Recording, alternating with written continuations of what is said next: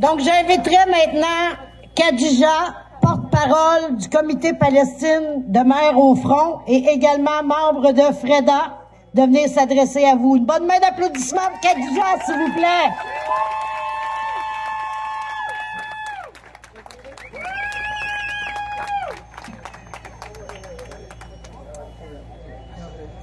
Aujourd'hui, 30 septembre, c'est la journée de la vérité et de la réconciliation.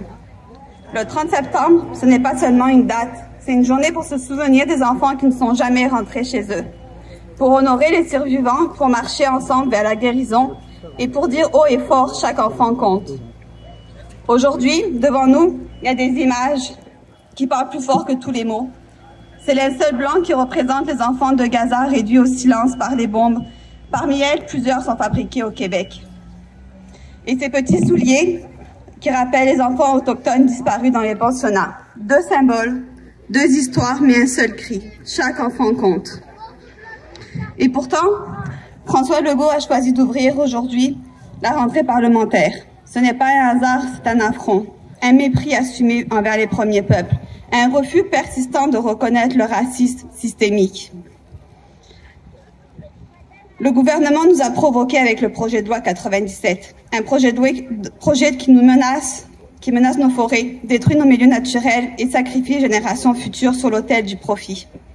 Ce gouvernement nie le passé, détruit le présent et hypothèque l'avenir.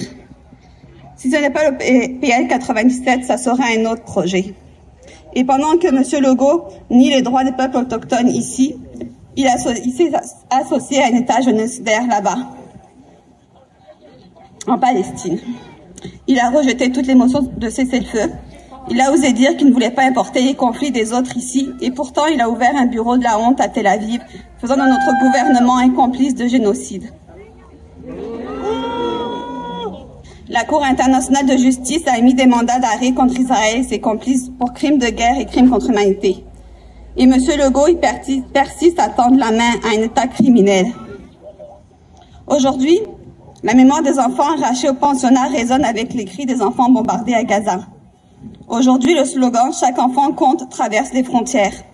Chaque enfant arraché, chaque enfant affamé, chaque enfant enseveli sous les décombres compte. Du pensionnat au blocus, du vol des terres à la mise à mort des forêts, du racisme systémique à l'apartheid, le fil est le même. Un fil colonial, tissé de violence, qui étouffe les peuples et refuse de reconnaître leur humanité. Monsieur Legault, un jour viendra l'histoire, un jour l'histoire vous jugera. On vous demandera qu'avez-vous fait pour les enfants autochtones enterrés dans des fosses anonymes? Qu'avez-vous fait pour les enfants palestiniens qui étaient enterrés sous les décombres? Mais nous pourrons dire que nous avons refusé de nous taire. Nous avons refusé d'être complices. Nous avons résisté et même on a prié. Nous affirmons que notre solidarité entre peuples colonisés, nous affirmons que la mémoire des enfants disparus ici résonne avec le cri des enfants bombardés à Gaza. Nous affirmons que chaque enfant compte, qu'il soit autochtone, palestinien ou d'ailleurs.